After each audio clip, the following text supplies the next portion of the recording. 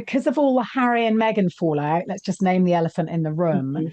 they've been dragged a bit into this identity politics, dog whistle politics. We have the coronation that is just around the corner, and obviously Charles is, handling his new role as king. How do you feel like he's been doing so far?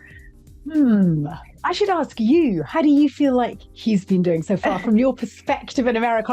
I kind of want to know what you're going to say first, if you don't mind. I feel like, Christine and I have talked about this. I feel like people are a lot more accepting than I thought maybe that they would have been at first. I feel like people have kind of welcomed him with open arms, and he's made obviously the changes that he's wanted to make by slimming down the monarchy so far, and kind of heading into a more modern era. But I feel like people have been a lot more accepting than I thought maybe that they would have.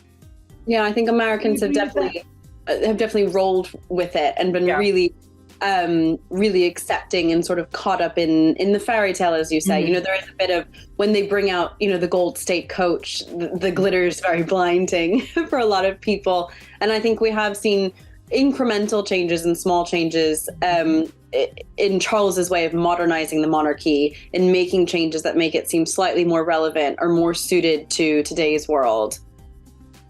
That's fascinating. I think I'm more critical than you two are. I'm a monarchist, by the way. So I'm obviously British. I've did a PhD on the role of monarchy and its imaging, its nation building, the role it has in kind of building the brand of a country.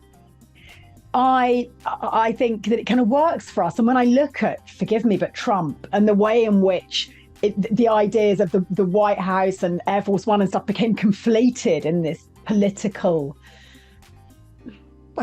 distortion, some would say, caricature almost. It made me relieved that, gosh, thank goodness, our pomp and ceremony is separated from, let's be honest, Britain's disastrous recent So I'm very relieved, pot calling kettle.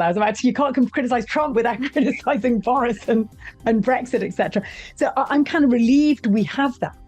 Where I'm a bit saddened is, and I don't think it's necessarily the fault of the king, is I think because of all the Harry and Meghan fallout, let's just name the elephant in the room, they've been dragged a bit into this identity politics, dog whistle politics. Suddenly, and you'll see this, Christine, because I believe you're based here in Britain, we have this very, how can I put it, belligerent, predominantly right of centre press, tabloid press, who are often critical of our royal family, but in the wake of the Harry and Meghan debacle, they've parked their tanks firmly on the lawns of the royal family. Everything Camilla and Charles does is right. Go, best British, criticise the monarchy, absolutely. Everything Harry and Meghan do is wrong. Everything the royal family do is right. And the problem with that is, it's a very black and white narrative, and what the monarchy needs to do really, and what the Queen did very effectively, is it needs to be above that noisy political fray. And it's very difficult because, of course, what's happened is Harry and Meghan have been dubbed as woke or young or silly or entitled or indulgent, all those things. And then you get ideas of duty and patriotism and stuff stuck on Charles and Camilla. And I think the danger is that while this plays to the core royalist audience, for people who are more in the middle, more ambivalent, who, by the way, you have to keep on side, they're a bit like, oh my goodness, if the Daily Mail's really hanging for Charles, what's wrong with him? It kind of makes you suspicious if you're just in that political centre ground. So I hope that wasn't too long and waffly, but that's my fear.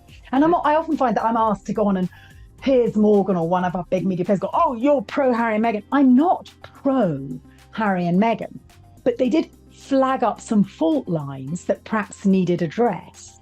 I mean, I would say, for instance, and people criticise me heavily for this here, the honorary page boys that have been appointed, they're all recruited from the upper echelons of English, not even British, English upper class aristocratic society, including Camilla's grandchildren. Now, in what way is that speaking to A, the greater British nation, B, Charles's other realms, C, the Commonwealth, D, the man or woman in diverse Britain?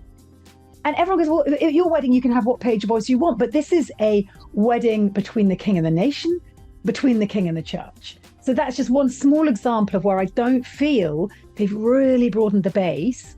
And I know it's not entirely their fault. I think Meghan's a bit of a pickle sometimes, and I don't think she was ever going to last forever in the family.